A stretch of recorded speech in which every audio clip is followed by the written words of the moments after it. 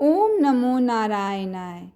कार्तिक मास में भगवान विष्णु की प्रसन्नता के लिए शालिग्राम भगवान का पूजन और प्रभु के नामों का स्मरण करना चाहिए। सनातन धर्म में कार्तिक मास का विशेष महत्व बताया गया है।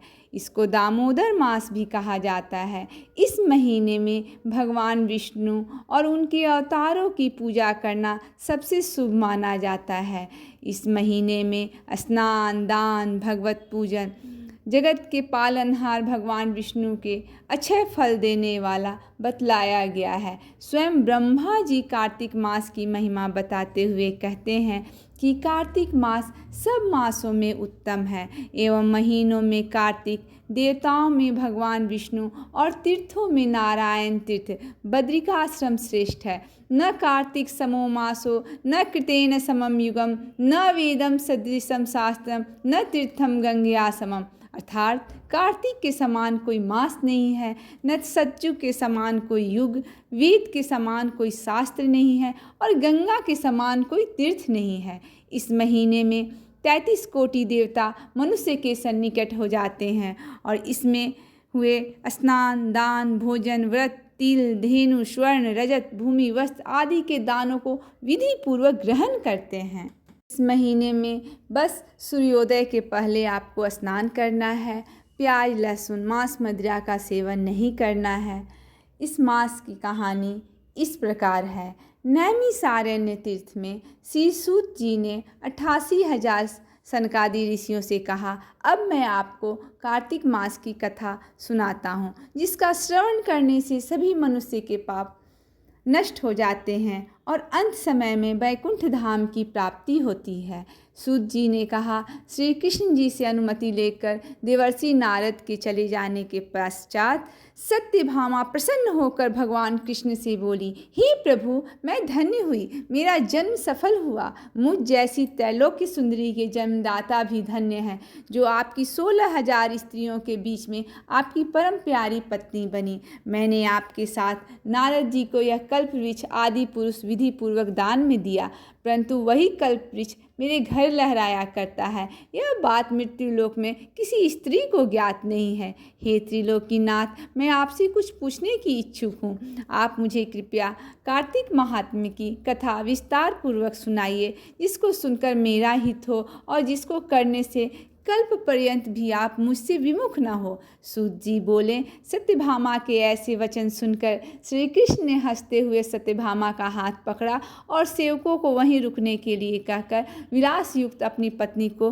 कल्प वृक्ष के नीचे ले गए और फिर हंसकर बोले, हे प्रिय, 16,000 रानियों में से तुम मुझे प्राणों के समान प्यारी हो।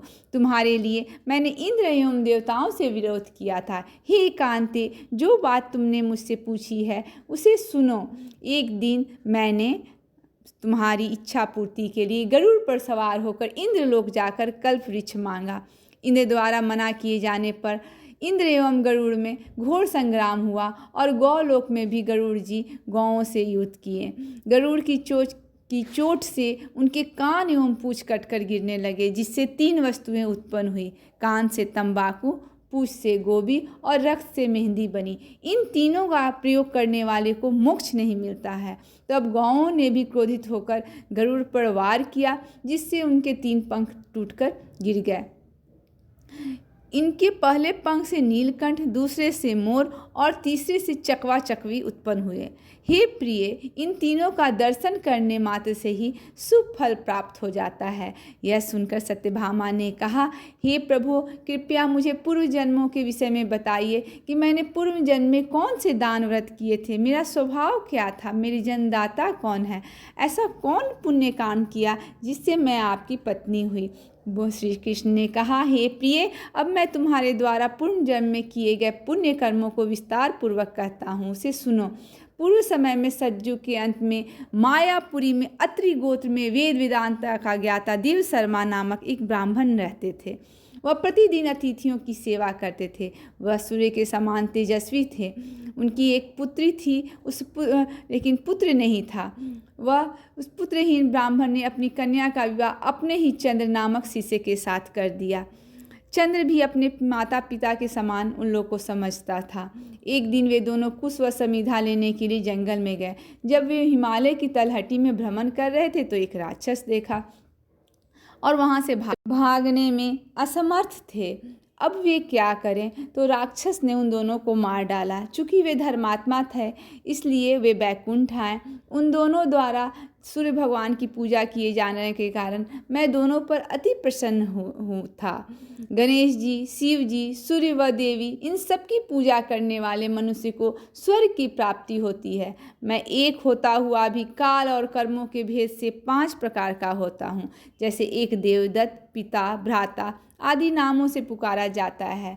जब वे दोनों विमान पर आरूढ़ होकर सूर्य के समान तेजस्वी चंदन की माला धारण किए हुए मेरे भवन में आए तो वे दिव्य भोगों को भोगने लगे। स्कंद पुराण के अनुसार जैसे शास्त्रों में वेद सर्वश्रेष्ठ है, जैसे गंगा नदियों में सबसे अच्छी हैं, वैसे कार्तिक महीने में सबसे अच्छा माना जाता है। सभी पौधों में पवित्र तुलसी भगवान को बहुत प्रिय है। सभी महीनों में कार्तिक सबसे प्रिय है और सभी दिनों में एकादशी सबसे प्रिय है। इस महीने को दामोदर नाम से भी जाना जाता है। इस महीने में आप 16 माला हरे कृष्ण की हरे राम करते रहिए। कार्तिक मास में दीपक जलाएं। लाखों जन्मों के पाप पलक झपकते ही नष्ट हो जाते हैं। भले ही कोई मंत्र न हो, न कोई पवित्र कर्म हो और न कोई पवित्रता हो, लेकिन दीपक चढ़ाने से सब कुछ सही हो जाता है। और भगवान नारायण का पाठ करें। पाठ करने से या सुनने से वही फल प्राप्त होता है। भक्तों के साथ भगवान को दीप चढ़ाने में भाग लें। भगवान के लिए जागरण करें और इस महीने में कोशिश करें कि भगवान का हर सांस में भगवान का नाम हो और तुलसी के पौधे की पूजा अवश्य करें। अपनी क्षमता अनुसार गरीबों को ठंडे के वस्त्र दान करें। अगर आप इस सब करते हैं, शुभ कार्तिक मास का पालन करते हैं तो जीवन में सफलता अवश्य